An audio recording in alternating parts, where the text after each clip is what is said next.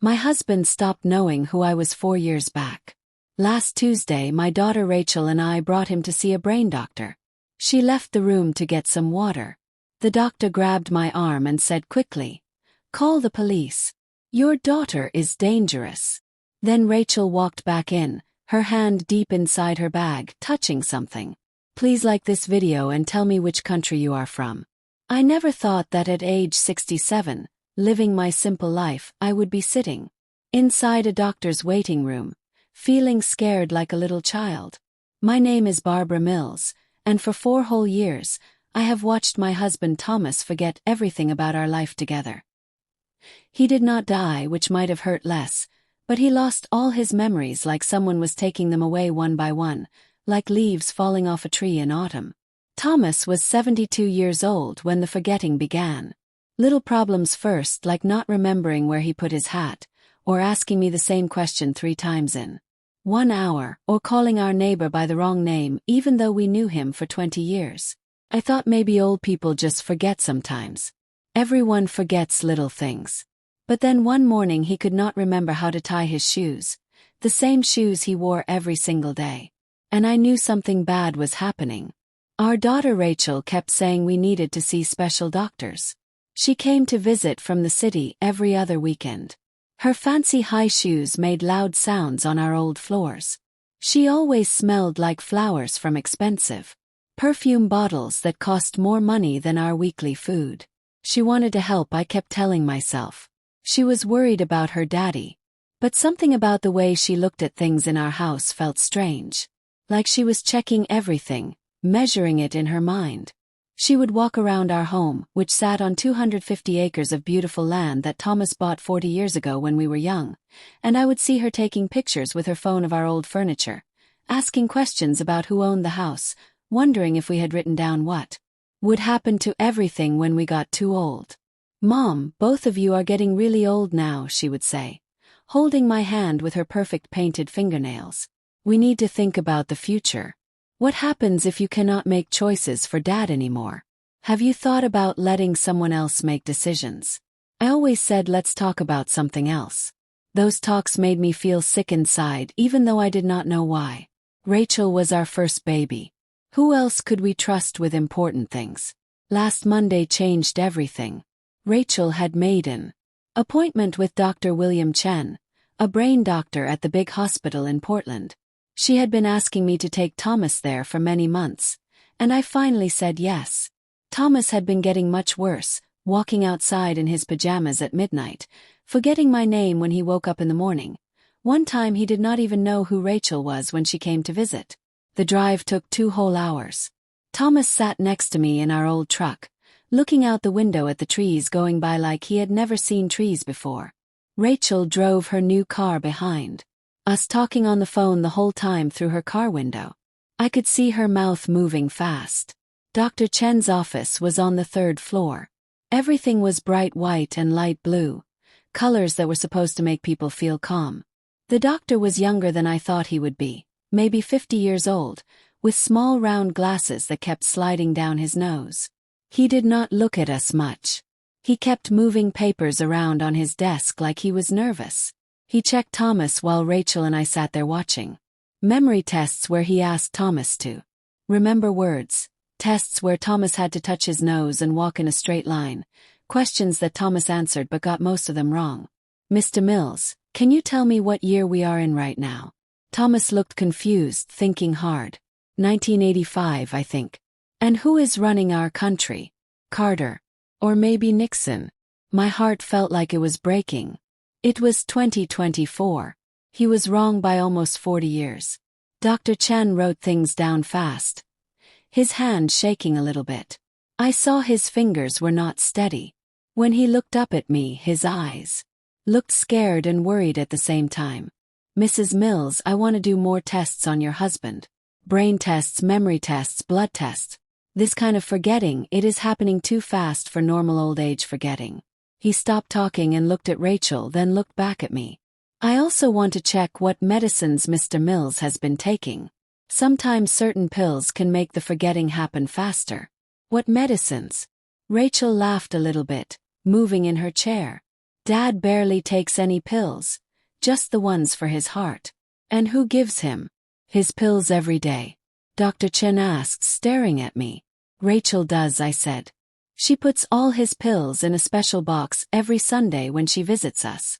She has been such a good helper. Something changed in the doctor's face. Was it fear? Worry? Before I could understand what I saw, Rachel stood up really fast. Sorry, I need to get some water from the hall. I will be right back. She smiled at us both, but her smile looked fake. The second the door closed, Dr. Chen changed completely. He leaned toward me across his desk, holding the desk so hard his hands turned white. Mrs. Mills. His voice became very quiet and fast. You need to call the police right now. What about my daughter? What are you saying about Rachel? The medicine records, the way he got worse when it all started happening. He was talking so fast I could barely understand him. I've seen this same thing before. There are special drugs, sleeping pills mixed with other pills, that can make people seem like they have memory sickness. They make real forgetting happen, real confusion, especially in grandmas and grandpas. But it can be fixed if you catch it early enough and stop giving the pills. The room felt like it was spinning around. What are you trying to tell me? I am telling you that your husband might not have memory sickness at all. He might be getting poisoned and someone is doing it on purpose. The door opened fast. Rachel stood there, one hand holding her leather bag so tight her hand looked like it might hurt. Her eyes looked back and forth between Dr. Chan and me, sharp and careful like a cat watching a mouse. Sorry that took longer than I thought, she said in a smooth voice. Is everything okay here, doctor? Chen sat back in his chair, his face changing back to normal so fast I almost thought I imagined the last 30 seconds. Yes, everything is fine. I was just telling your mother we will need to schedule more appointments to do more tests. But his hands were still shaking like leaves in the wind. Rachel looked at him for too long. Then she turned to me with her normal smile. Ready to go, Mom. I think Dad looks really tired. In Rachel's car I sat in the back seat next to Thomas, who had already fallen asleep. I stared at the back of Rachel's head as she drove, humming along to music on the radio. My daughter. The tiny baby I held in my arms when she was born, whose hurt knees I kissed when she fell down, whose dreams I helped come true. The same girl who was now holding her bag like it had secrets inside. Dr. Chen's quiet words kept playing in my head over and over. Call the police. Your daughter is dangerous. What had he been about to tell me? What had he seen in Thomas's medical papers that made him so afraid? And why did Rachel come back right at that exact moment, like she was listening at the door, waiting for the perfect time to walk back in? That night, after Thomas went to bed, I did something I had never done before in my whole life. I went into the guest bedroom where Rachel slept when she visited and I opened her overnight bag. My hands shook as I looked through her folded clothes and makeup. At the very bottom, wrapped in a fancy scarf, I found a small orange bottle. The label was torn halfway off, but I could read part of the drug name. It said Trazolam, and below that it said, not for people, only for animals. For animals only. I sat down on the edge of the bed, holding the cold bottle in my hand, and the truth hit me like ice-cold water poured over my head. Rachel was not helping Thomas get better. She was making him sick on purpose. The question that kept me awake all night was not why. I was starting to understand why. Our house, our land, the money we would leave behind when we died, Rachel's expensive clothes, her new car, the business deals she kept mentioning. I knew she had made bad choices with money. Her husband had left her 2 years ago and taken all their money with him. The real question was, how long had she been doing this to Thomas? And how much of my husband's mind was already gone forever because of the poison she had been giving him? I lay in bed in the dark, listening to Thomas breathing, heavy and loud next to me. The medicine bottle was hidden in my drawer next to the bed, and I understood very clearly that I was all alone. My daughter was trying to steal my husband's mind away. And if I told her I knew the truth without having proof, without having a plan, she would just run away and take all the proof with her. Dr. Chen had tried to warn me. He saw something in Thomas's blood tests, Something that made him so worried he risked getting in trouble at work to whisper those scared words to me. Rachel had been there. She heard him. She knew. And now, lying in the darkness of the house that had kept safe 4 generations of my family, I understood that I was not just fighting to save Thomas's memory or keep our house and land. I was fighting to keep us alive. Because if Rachel had been poisoning Thomas for 4 whole years, slowly and carefully, creating fake memory sickness that would let her take control of everything we owned, what would she do to me if she found out I knew her secret? The floor made a creaking sound in the hallway outside our bedroom. I stopped breathing and listened hard. Footsteps, quiet and slow, walking past our bedroom door. Rachel, awake at 3 o'clock in the morning, going somewhere in my house. I closed my eyes and pretended to be asleep, holding the medicine bottle tight like it could protect me, and I started making a plan in my head, because I had just found out a secret that changed everything. And the daughter I raised and loved had just become the most dangerous person in my whole world. The next morning, after I woke up, I felt different. Fear had burned away all my confusion, leaving behind something sharp and clear in my mind. I was 67 years old, not dead yet, and I would not let my daughter hurt the man I had loved for 45 years. But I had to be very careful, more careful than I had ever been in my life. Rachel came downstairs for breakfast wearing her work clothes, nice pants and a pretty shirt that probably cost more than we spent on food for a whole month. She kissed my cheek, squeezed my shoulder like she really cared about me, and asked if I slept well. Like a baby, I lied, watching her pour out Thomas's morning pills from the weekly box she had filled with medicine. 7 little spaces, 1 for each day of the week, each one holding 4 or 5 different colored pills. "Here you go, Daddy," she said, handing them to Thomas with a glass of orange juice. "Your vitamins to keep you healthy." Thomas took them without asking questions, his eyes empty and trusting like a little child. My stomach felt sick. "Rachel, honey," I said carefully, "maybe we should take Dad to a different doctor to get another opinion about what is wrong with him." Her hand stopped moving toward her coffee cup. "We just saw Dr. Chin yesterday." "I know, but he seemed really busy and rushed. Maybe someone else who knows more about old people and memory problems." "Mom," Rachel put down her cup and took my hand across the kitchen table. "I know this is really hard for you, but Dr. Chen is one of the very best brain doctors in Oregon. We are so lucky he agreed to see Dad." She smiled gently like she was talking to a confused child. "Sometimes we just have to accept hard truths. Dad is not going to get better. We need to think about making his life comfortable now and make plans for what happens next." "What kind of plans?" "Legal plans. Money plans." She pulled out her phone and started looking at something on the screen. "I have been looking at special homes for people with memory sickness. There is a really nice one in the city, just 15 minutes from my apartment. You could see Dad every single day and he would have nurses taking care of him all time." "Absolutely not." The words came out sharper and louder than I meant them to. "Thomas stays here at home. This is his home." Rachel's face got hard for just 1 second before the worried daughter face came back. "Mom, you cannot take care of him by yourself. He wanders around. What if he falls down and gets hurt? What if he walks outside and gets lost? You are getting old too. You are not strong enough anymore." There it was. The hint that I was too old, too weak, too stupid to take care of my own life. "I am managing just fine," I said firmly. "Are you really?" Rachel stood up and started gathering her things. "Because yesterday you seemed confused about his medicines. You did not even know what pills he was taking." She picked up her purse, that leather bag she had been holding so tight in Dr. Chen's office. "I am trying my best to help both of you, but if you are going to fight me about every single thing, maybe we need to have a serious talk about whether you are capable of taking care of Dad anymore." The threat hung in the air between us like smoke you can see but not touch. "I need to go to work now," Rachel said, her voice lighter and friendlier now. "But think about what I said, okay? I will come back on Friday to fill Dad's pillbox again and we can talk more about this."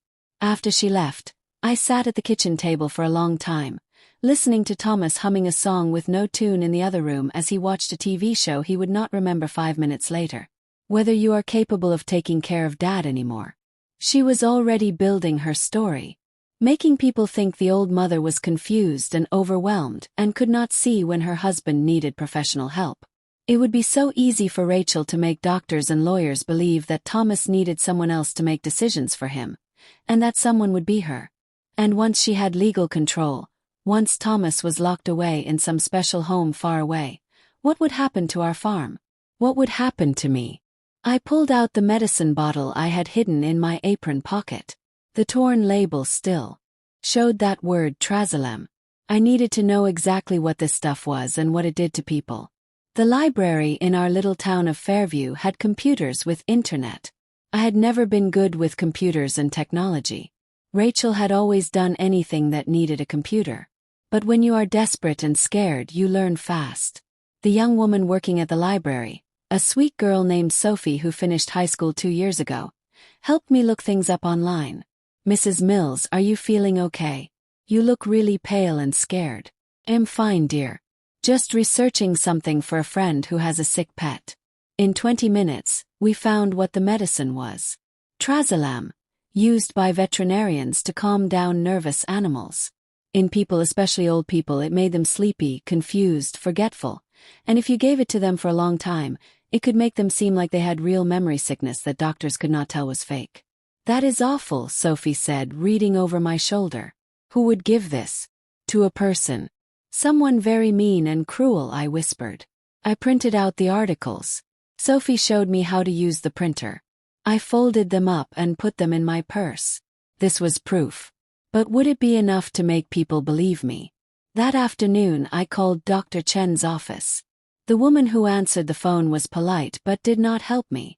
"Dr. Chen cannot talk to you without the patient being here with you, and his next available appointment is not for 2 whole months. "But this is urgent," I said loudly. "It is about my husband's medicine, and I think something very bad is happening. If it is a medical emergency, ma'am, you need to go to the hospital emergency room. If not, we can schedule that appointment for January." I hung up feeling frustrated and angry. Dr. Chen had tried to warn me, but now I could not reach him because of rules and busy schedules that kept him away from helping me. I tried calling the police next. The officer who answered listened patiently while I explained about the animal medicine, about my daughter's strange behavior, about Thomas suddenly getting so much worse so fast. "Ma'am, have you actually seen your daughter give your husband this medicine with your own eyes?" "No, but I found the bottle in her bag when I looked through her things." "So you searched her belongings without her permission?" I had a good reason to be worried and suspicious. "Mrs. Mills," his voice was kind but he clearly did not believe me. "Sounds like you are dealing with a very stressful situation right now. Taking care of a husband with memory sickness is incredibly hard and exhausting. But what you are describing, well, it is a very serious accusation against your own daughter. Do you have any actual proof she gave him this drug?" The bottle was in her bag, which she could say she found somewhere, or that she is keeping it for a friend who has a dog. Without seeing her actually give him the pills, or having documents and records, he paused. "Ma'am, I'm going to be honest with you. This sounds like family stress and problems. Maybe some confusion on your part. 'Cause you are so tired. Why don't you talk to your own doctor, or maybe a counselor who helps people who are taking care of sick family members?" They thought I was the one losing my mind and going crazy. I felt trapped, like the walls were closing in on me from all sides. Rachel had been so careful and smart about everything. She put Thomas's pills in the box privately where no one could see.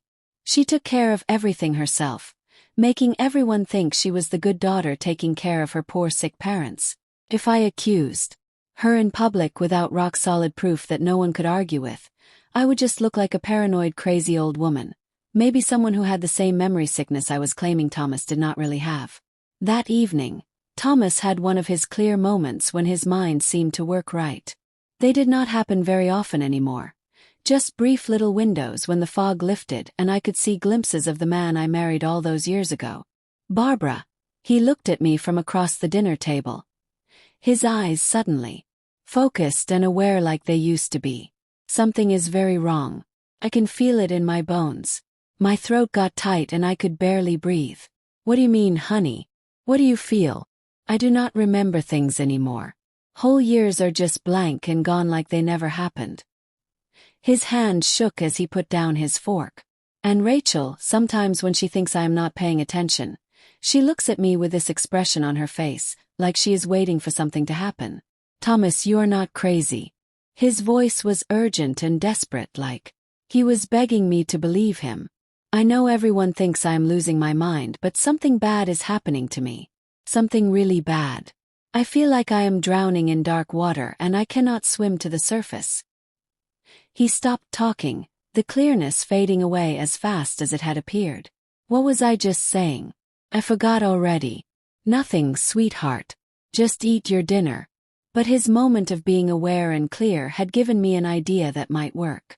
If Thomas had periods when his mind worked better, maybe those times matched up with times when he had not taken the medicine. Rachel came every Friday to refill his pillbox with medicine for the whole week.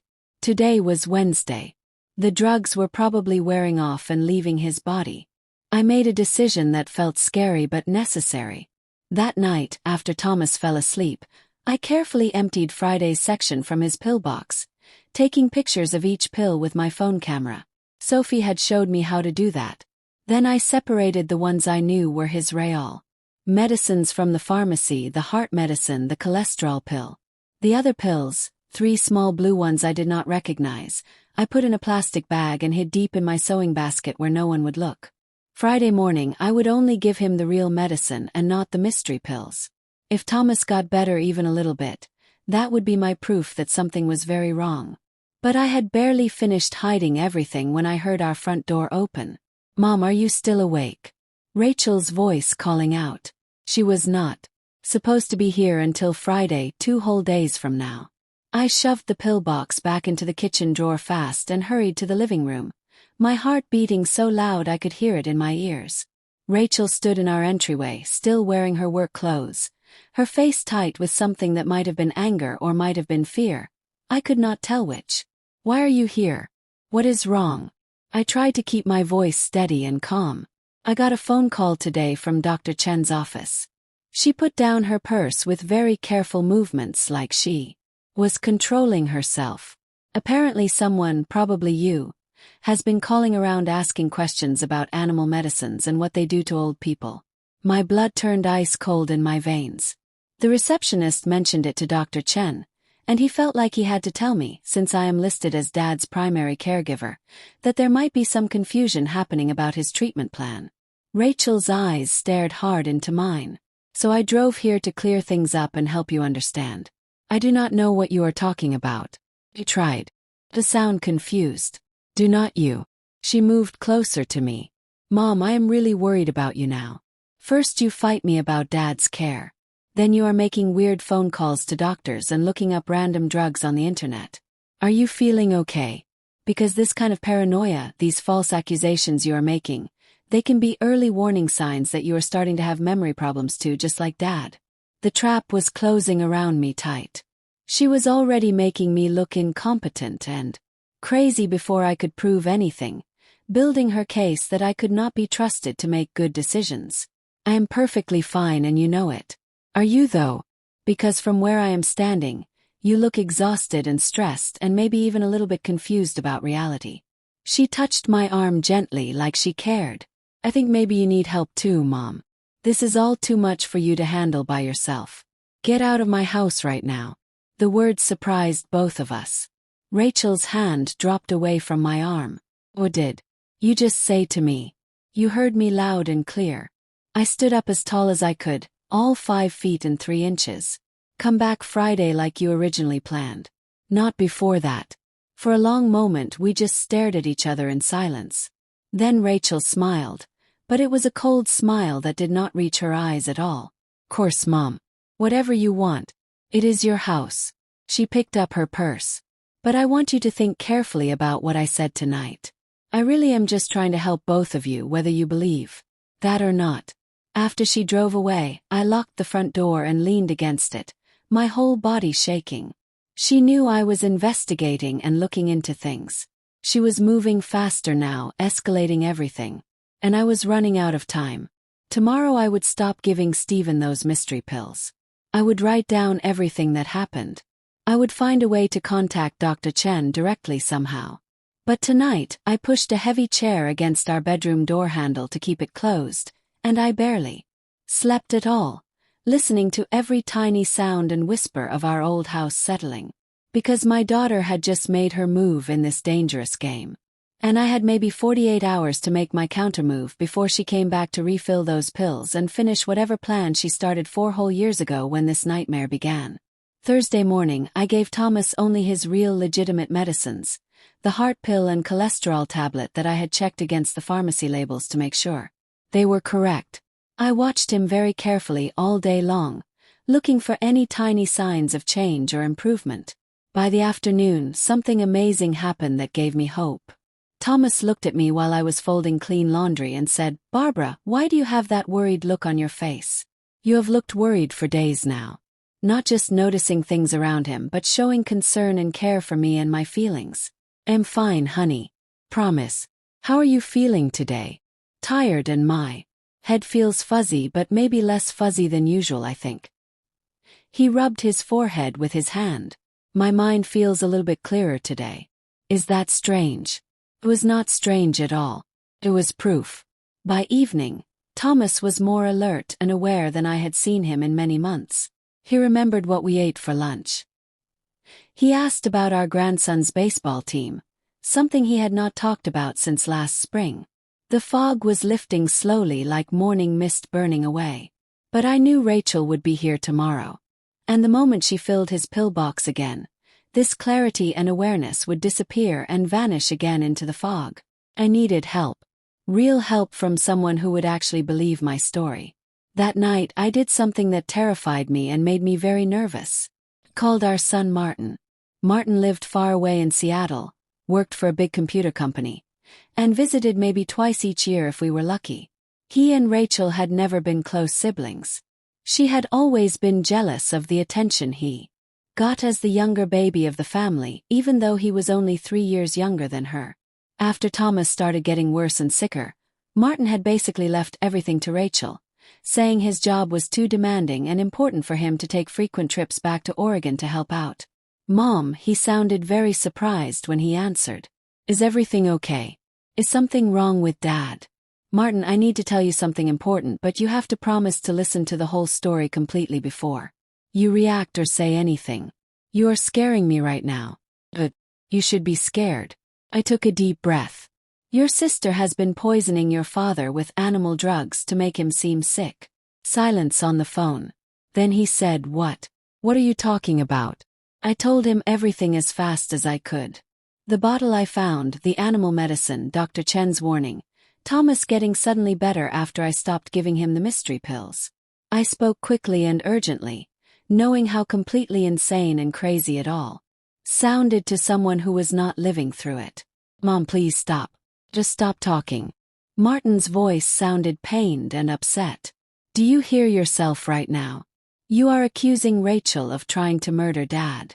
I am accusing her of making fake memory sickness so she can take control of all our money and property. Based on what? A bottle you found in her bag that could have come from anywhere. Pills you cannot identify or prove anything about. Mom, Rachel has been the only one actually taking care of you and Dad while I have been working far away. She drives there every single week. To poison him with drugs. To help him and take care of him." Martin's voice got louder and angrier. "While I have been in Seattle and you have been in denial about how really sick Dad is, Rachel has been handling everything.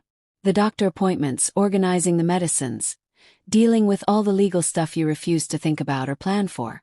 "What legal stuff? Tell me what legal stuff you are talking about." Another pause, but this pause felt different and wrong. "Martin, what legal stuff has Rachel been doing?" "Rachel did not want to worry you or stress you out, but she has been working with a lawyer in the city, getting power of attorney papers made up, updating your will, looking into what happens if both you and Dad become unable to make decisions for yourselves." My hands went completely numb, like they were not attached to my body anymore. "She has been doing what? When did this happen?" "Smart planning, Mom. Responsible planning, because someone in this family has to think about practical things, and apparently it is not going to be you. Did you sign any papers? Did she ask you to be a witness on any documents?" Yes, a few months ago when I came home to visit, Rachel said it was just standard normal stuff, making sure Dad's wishes were written down legally while he could still technically give consent and agree to things. While he was drugged into confusion and could not think straight, you mean? Mom, I love you, but you really need to listen to yourself right now. This paranoia, these wild conspiracy theories, maybe you should see a doctor yourself. The stress of taking care of a sick person, it can cause mental problems and confusion in the caregiver too. Hung up the phone. My own son thought I was going crazy and losing my mind. Even worse, he had already helped Rachel with legal documents and papers. What had he signed as a witness? What had Thomas signed while his brain was clouded and confused with animal sedatives? I sat alone in our dark kitchen, feeling more alone than I had ever felt in my entire life.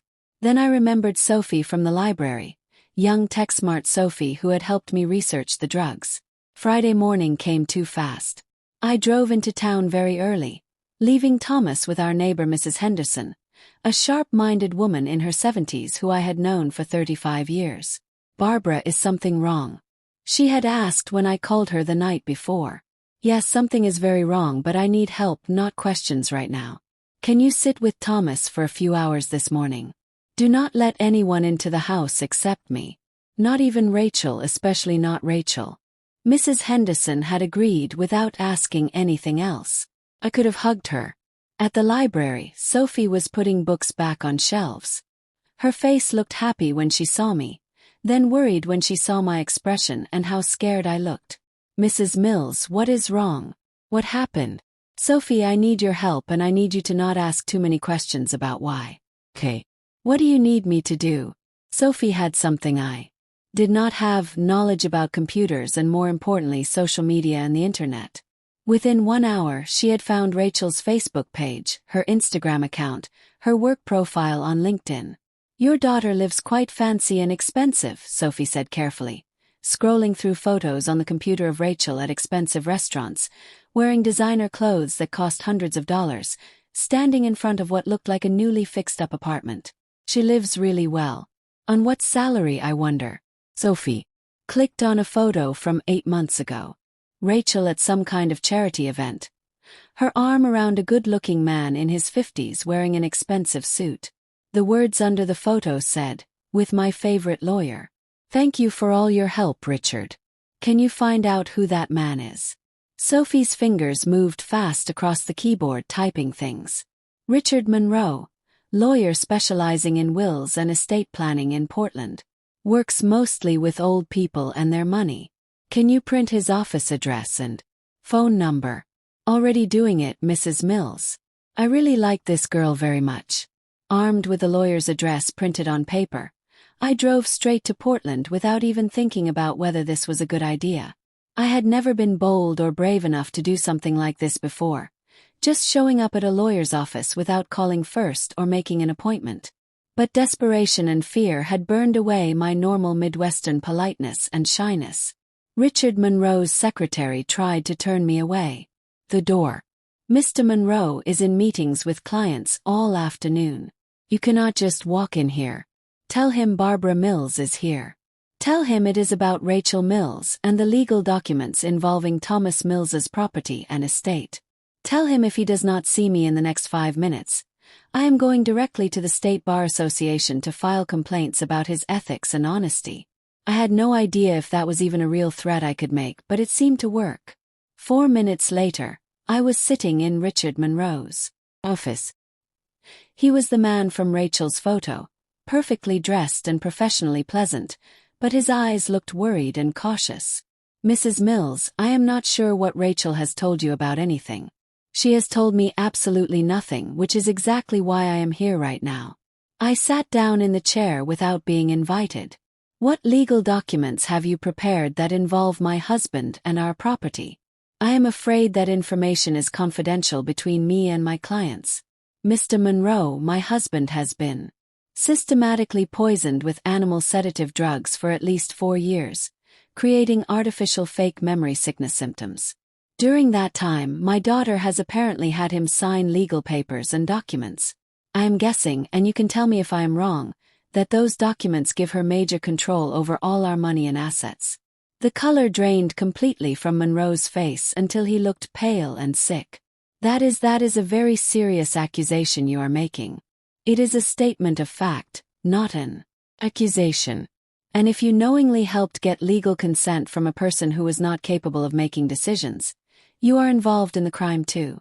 Had no idea.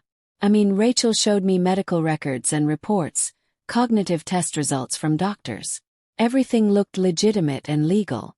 From what doctor? Tell me which doctor. Dr. William Chen, the neurologist. The reports very clearly showed advancing memory sickness and dementia. He stopped talking, realizing he was confirming things he should not be confirming. Can I see those reports? Please. I cannot just show you client documents without permission.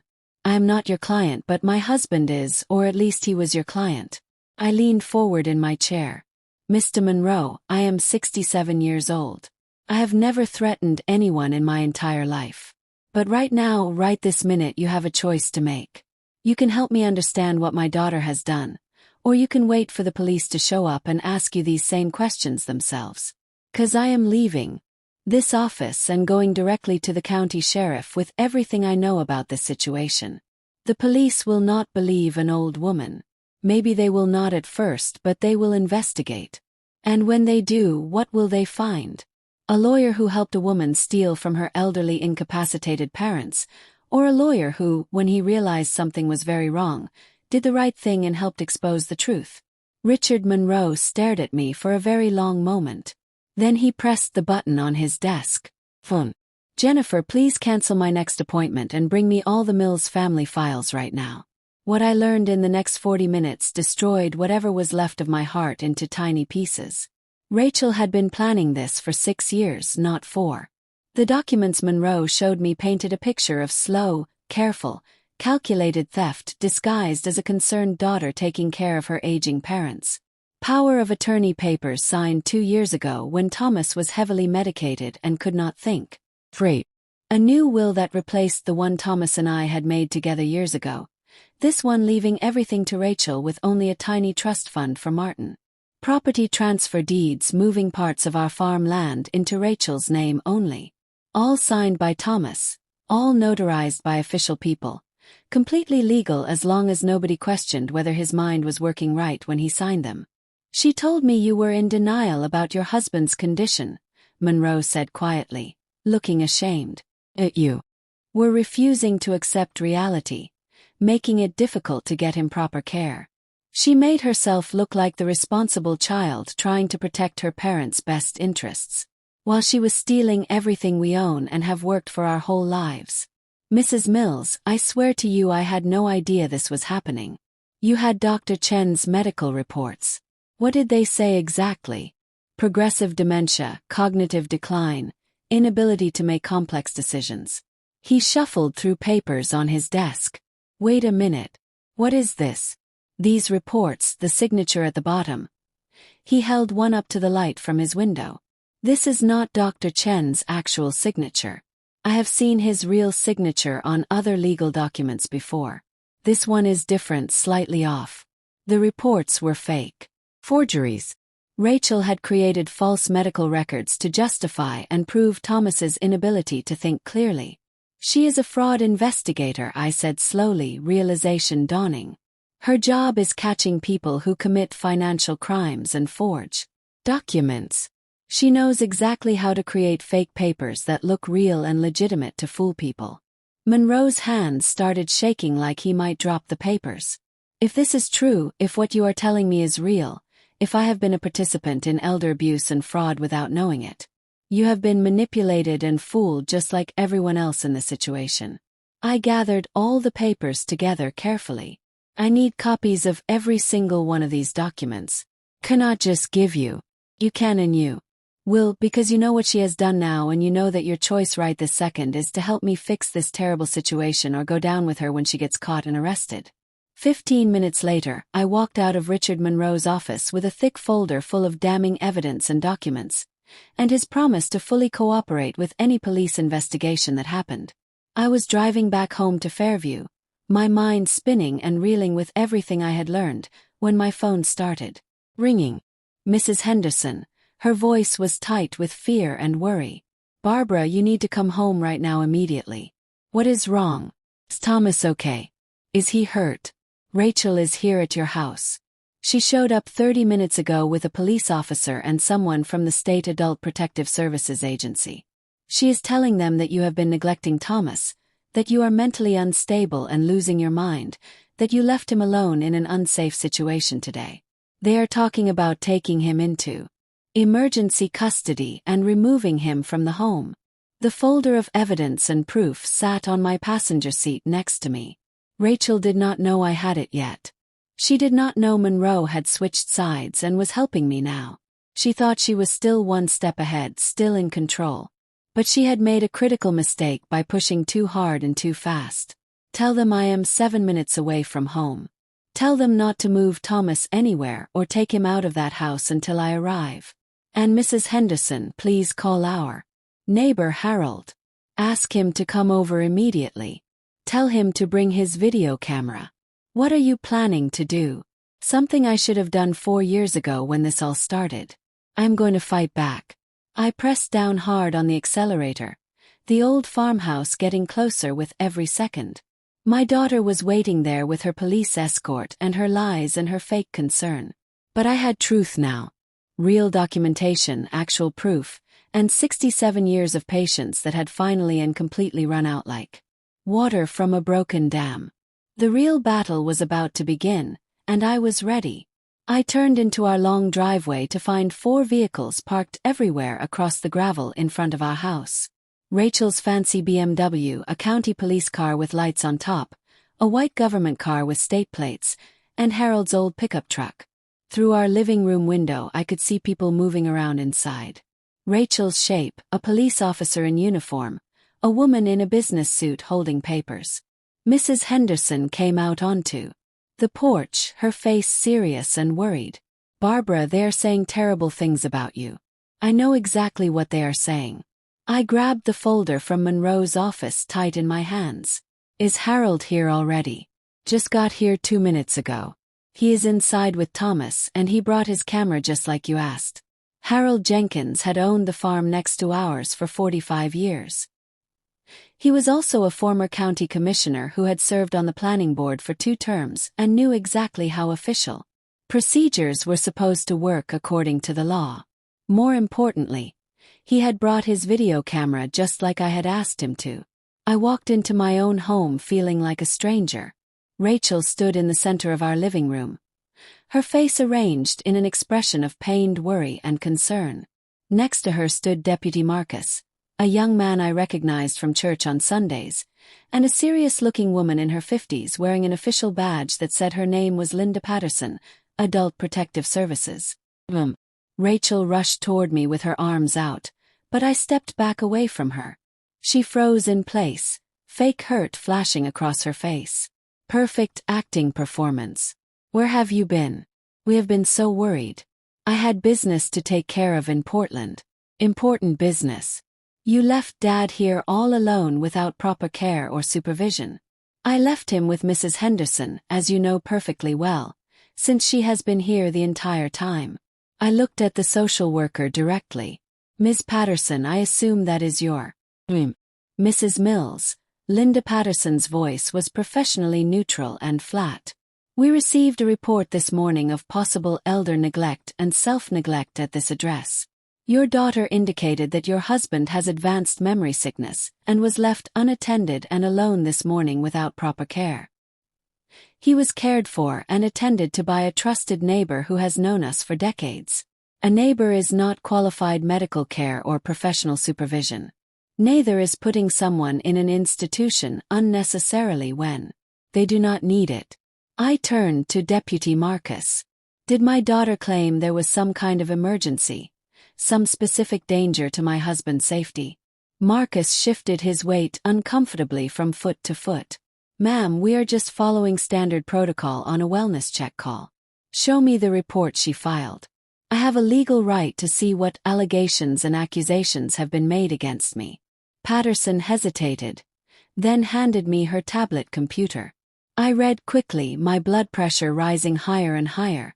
With each line I read, According to Rachel's official report filed early that morning, I was suffering from increasing paranoia and delusional thinking patterns.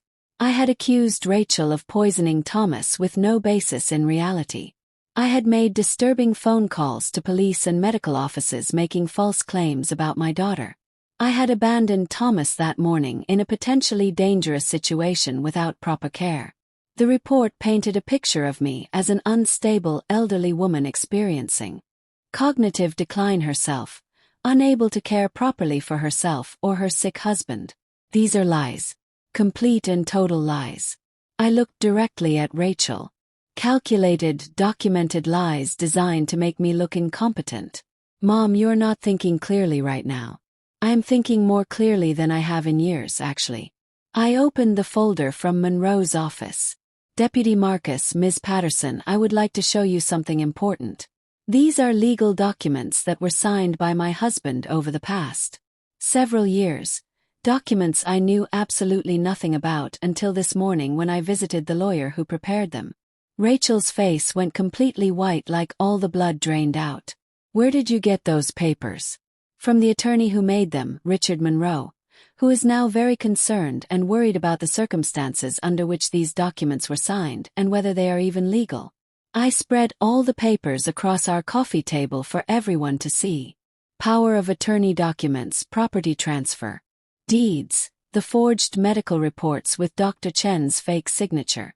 My husband has been systematically given veterinary-grade sedative drugs for approximately 4 years, creating false symptoms of memory sickness and dementia. During that time, all these documents were prepared and signed while he was incapacitated and could not think straight. I pulled out the orange medicine bottle I had found in Rachel's bag. This is Trazolam, for veterinary use only, not for people. I found this in my daughter's possession hidden in her overnight bag. Patterson picked up the bottle carefully, her expression changing and shifting as she read the label. Marcus leaned in closer to look at the legal documents spread out on the table. Rachel laughed, a sharp brittle sound like breaking glass. This is exactly what I was talking about and warning you about, these paranoid delusions and conspiracy theories. Mom is not well. Dr. Chen tried to warn me at our last appointment, I continued, ignoring Rachel's interruption. He attempted to tell me that the medication pattern he saw suggested drug-induced cognitive problems, not real memory sickness. My daughter interrupted and cut him off before he could finish explaining, but I suspect if you contact Dr. Chen directly and ask him, he will confirm that he never signed these medical reports, and that he has serious concerns about what medications Thomas has been receiving and from whom. That is completely ridiculous and insane. Is it? Harold spoke up for the first time since I arrived. He had been filming this entire conversation with his video camera because I have known Thomas Mills for 40 years, and I sat with him this morning for over an hour. He is more clear-headed and lucid than I have seen him in ages. He asked me detailed questions about crop yields and remembered my granddaughter's name, something he could not do just last month when I visited. That is just a good day. Sometimes people with dementia have good days. Margaret also asked me to carefully document Thomas's current mental state this morning. Harold pulled out a small notebook from his pocket. I had a 20-minute conversation with him. He was coherent, rational, knew what day it was and where he was. That is not advanced dementia like you have been claiming, young lady. Patterson was now reading through the legal documents with increasing concern and worry on her face. Mrs. Mills, these property transfers and power of attorney documents, if they were obtained under any kind of duress or while Mr. Mills was incapacitated and unable to consent, they would be considered fraudulent and illegal. Exactly, I said firmly. Which is why I am formally requesting a full investigation into this matter by the appropriate authorities. Mom, stop this right now. Rachel's voice cracked and broke. You are destroying our entire family over paranoid fantasies that are not real. I have dedicated the last 4 years of my life to caring for you and Dad, driving here every single week, managing everything. You have dedicated the last 4 years to stealing from us and trying to take everything we own. Pulled out my phone. Emma had taught me how to use the voice recorder app. I have documented everything. The pills you have been giving Thomas, the exact timing of when his decline started, the improvements when those mystery medications are stopped. I have statements from the attorney. I have this veterinary medication bottle with your fingerprints all over it. That last part was a bluff. I had no idea if fingerprints could actually be recovered from the bottle, but Rachel did not know that, and I was gambling she would not call my bluff. This is absolutely insane. She turned desperately to Patterson and Marcus. Can you not see what is happening here? She is having a complete mental breakdown. She needs help. What I need, I said quietly but firmly, is for you to leave my house right now and never come back. The room fell completely silent. You could have heard a pin drop. Rachel stared at me, and for just a moment, the mask slipped completely away. What I saw underneath was not grief or worry or even anger. It was cold calculation, her mind rapidly working to figure out if her plan could still be salvaged or if she had lost. Ms. Mills, Patterson said carefully, I think we all need to take a step back here and calm down. These are very serious allegations on both sides of this situation. I want my daughter arrested immediately for elder abuse, fraud, forgery, and attempted theft. Mom Rachel's eyes filled up with tears that looked real. How can you possibly say that? I am your daughter, your own child. I have been trying so hard to help you both. By drugging my husband into a state of confusion and incompetence. By forging medical documents and doctor signatures. By stealing our property through fraudulent legal papers. My voice stayed steady and did not shake. You are absolutely right about one thing, Rachel. You are my daughter, which makes this betrayal hurt so much more than I can possibly express or put into words. I did not do anything wrong. Never meant to. She turned to Deputy Marcus with desperation. Are you going to let her make these insane accusations against me? Where is her actual evidence and proof? One bottle of medicine that could have come from anywhere in the world. Some papers she claims were signed under duress but cannot prove. This is harassment of me. Marcus looked very uncomfortable and uncertain. Mrs. Mills, Margaret, I understand you are very upset right now, but we cannot just arrest someone without more substantial evidence than this. We would need to verify the medication with lab tests, contact Dr. Chen personally, review all the documents with the county prosecutor, go through proper channels. Then do exactly that. Start investigating everything right this minute. Does not work that fast. There are procedures and rules. Then in the meantime, while you do your investigation, I want her removed from my property immediately. Mom, please, you cannot be serious. You are not welcome in this house anymore. Not now, not ever. You do not have keys anymore. You do not have my permission to be here. And if you set foot on this land again without my explicit written consent, I will have you arrested for criminal trespassing. Do you understand me? Rachel's tears stopped instantly like turning off a faucet. Fine. You want to do this. You want to completely destroy everything. She grabbed her purse roughly. I will see you in court then, Mother. Because if you think you are competent to make decisions for yourself and Dad, we will let a judge determine that in front of everyone. And when they see how confused and paranoid you have become, when they see how you have neglected Dad and refused proper care, when they hear from doctors and lawyers, they will appoint a legal guardian for both of you. And I can promise you it will not be you making decisions. She stormed out. The BMW's engine roared loudly to life outside, gravel spraying everywhere as she accelerated fast down the driveway like she was fleeing. Patterson closed her tablet. Computer. Mrs. Mills, I am going to need to conduct a complete and full assessment of your home, your husband's medical condition, and your ability to provide adequate care. Course. Please assess anything and everything you want. You will find that Thomas is properly cared for. This house is clean and safe, and I am completely competent to make decisions. I will also need to file an official report about these allegations you have made against your daughter. This will automatically trigger an investigation by multiple agencies. But that is exactly what I want to happen. After Patterson and Marcus left, promising to return the next day for a formal assessment, I collapsed onto our old sofa. My hands were shaking uncontrollably, all the adrenaline flooding out of my system like water from a broken dam. You did really good, Barbara. Harold squeezed my shoulder gently. Real good. That took serious courage. Took desperation and fear, not courage. Mrs. Henderson brought me hot tea in my favorite mug. What happens now? Comes next. Now the system moves at its slow pace, and Rachel hires expensive lawyers to defend herself. I stared at the folder of documents sitting on the coffee table. She will not go down quietly or give up easily. I was absolutely right about that. That same evening, Martin called me again. Mom, what the hell did you do today? Claire just called me crying hysterically, saying you have completely gone crazy, that you threw her out of the house and accused her of poisoning Dad in front of police officers.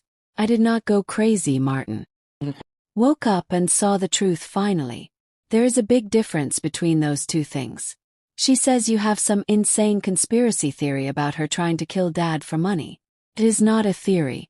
It is documented fact with real evidence. Have proof now. The question is whether you are going to believe your mother who raised you, or your sister who has been lying to all of us. I do not know what to believe anymore, Martin. This whole thing is completely insane. Martin, I interrupted him firmly. What documents did Rachel have? You signed when you came to visit us. Silence on the other end of the phone. Martin, answer me honestly. I do not remember exactly what they were. Something about power of attorney in case both you and Dad became incapacitated and could not make decisions. That is what Rachel told me they were for. Did you actually read them before you signed your name? No, he finally admitted quietly. I trusted her. She is my sister. So did I trust her, and so did your father. And now Dad has spent 4 whole years drugged out of his mind and barely functional while your sister systematically stole everything we have worked our entire lives to build together. More silence. Then Martin said quietly, if what you are saying is actually true, and I am not saying I believe it yet, but if it is true, then I helped her do it. I witnessed legal documents. I vouched for her to you and Dad.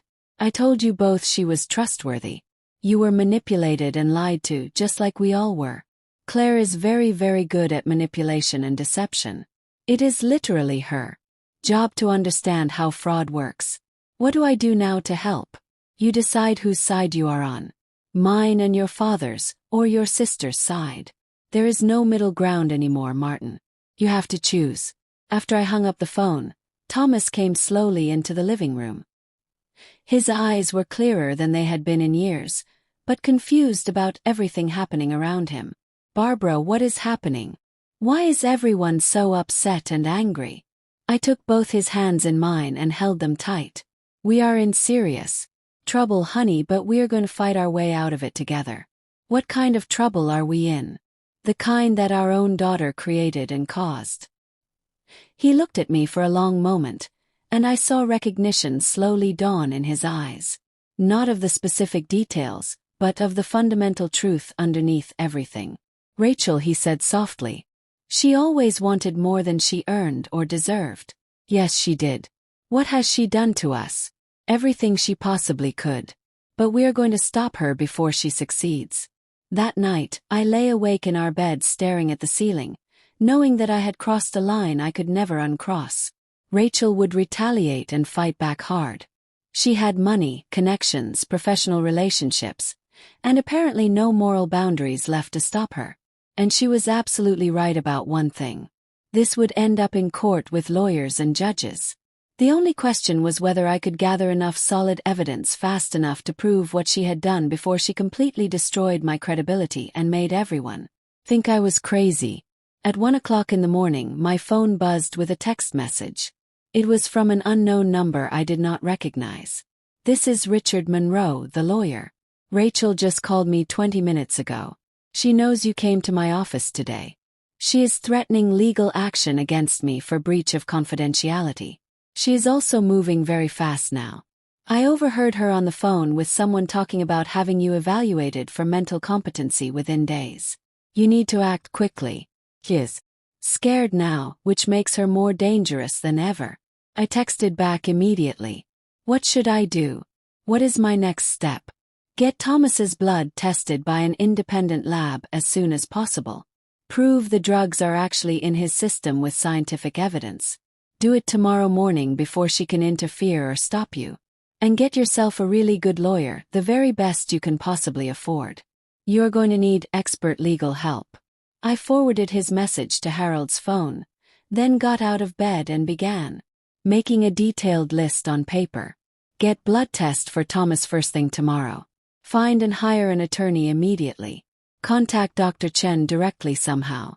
Document 7 o'clock Saturday morning before Rachel could possibly learn what I was planning to do.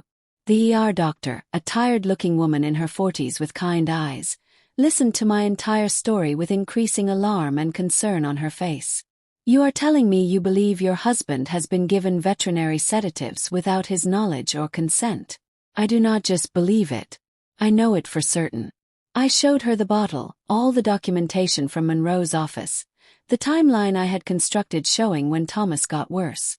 Need a complete toxicology screen, testing for everything in his system. She ordered all the tests immediately without hesitation.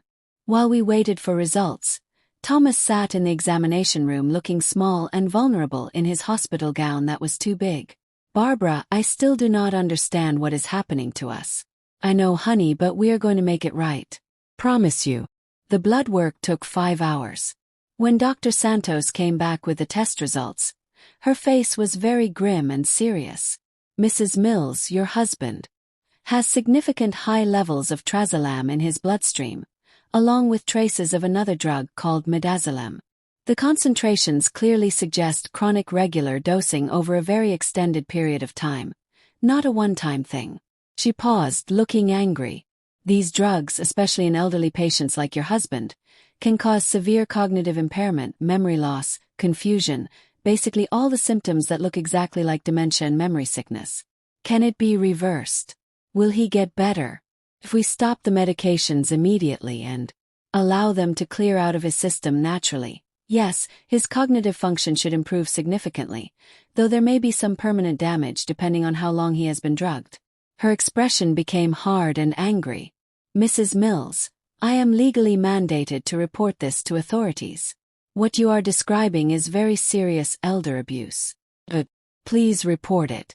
I want absolutely everything documented officially. Dr. Santos filed her report with both Adult Protective Services and the County Sheriff's Department. Also, wrote a detailed medical opinion letter stating that Thomas's symptoms were completely consistent with drug-induced cognitive impairment, not natural dementia. Armed with this critical evidence, I drove straight to the office of Catherine Walsh, the attorney Harold had strongly recommended. She was 71 years old, a former prosecutor who had specialized in elder abuse cases for 20 years before going into private practice helping victims. Mrs. Mills, your timing is very fortunate. Catherine spread all my documents across her big conference table. I received a phone call yesterday afternoon from the county prosecutor's office. They are opening a formal criminal investigation into your daughter based on the APS report and Dr. Chen's statement to authorities. Dr. Chen gave an official statement. As soon as he learned about your visit to Richard Monroe's office yesterday, he contacted authorities himself immediately. Apparently, he has been concerned about your husband's medication situation for months, but could not act without concrete evidence of actual wrongdoing. Catherine tapped the toxicology report with her finger. This is that concrete evidence. Combined with the forged medical documents and the fraudulent property transfers, you have a very strong case against her. Rachel says she is going to have me declared mentally incompetent. She is welcome to try, but her credibility is completely destroyed now. And you have multiple medical professionals backing up your version of events. Catherine smiled, but it was a grim smile without happiness. Mrs. Mills, your daughter made a critical error in judgment. She got greedy and moved way too fast. If she had been more patient, if she had waited a few more years before transferring property and money, she might actually have gotten away with it. What happens now? What are the next steps? Now we go on offense and attack. I am filing for emergency court injunctions to freeze all property transfers immediately, void the fraudulent power of attorney documents, and restore Thomas's legal rights. I am also requesting the court appoint an independent guardian to investigate the entire situation. Professionals and used her access to administer drugs that created artificial dementia symptoms. She then exploited those symptoms to obtain legal documents giving her control over substantial property and financial assets worth hundreds of thousands of dollars. Rachel's attorney stood up quickly. Your Honor, my client absolutely and categorically denies all these allegations. What the county prosecutor characterizes as evidence is actually a tragic misunderstanding driven by Mrs. Barbara Mills's own cognitive decline. Objection, Catherine said sharply and loudly. There is zero evidence of any cognitive decline in Mrs. Mills. Is there not? Rachel's attorney produced a thick folder. My client has carefully documented numerous instances over the past 3 years of concerning behavior from Mrs. Mills. Memory lapses, confusion about dates and events, increasing paranoia. Your Honor, Catherine interrupted firmly. Any so-called documentation created by the defendant is inherently suspect and unreliable given her demonstrated willingness to forge medical records. Judge Chen raised her hand for silence. I will review all submitted documentation carefully. Please continue, Mr. Chong. The county prosecutor called Dr. Santos to testify. She explained the toxicology findings clearly, the effects of long-term sedative use, the high likelihood that Thomas's symptoms were drug-induced rather than natural organic dementia. Then Catherine called Dr. Chen to testify. The neurologist looked nervous but absolutely determined. Your Honor, I attempted to warn Mrs. Mills during our appointment that I suspected drug-induced cognitive impairment in her husband.